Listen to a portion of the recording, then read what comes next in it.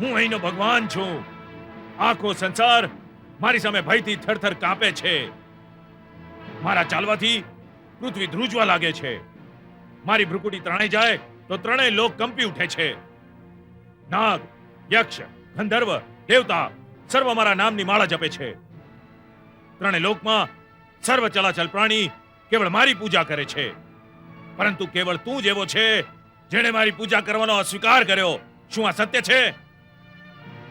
હા પિતાશ્રી, આ સત્ય છે. કેમ? કેમ કે સંસારી ભક્તિને કારણે નહીં, ભયને લીધે આપની પૂજા કરીને આપના અહંકારને વધારી રહ્યા છે.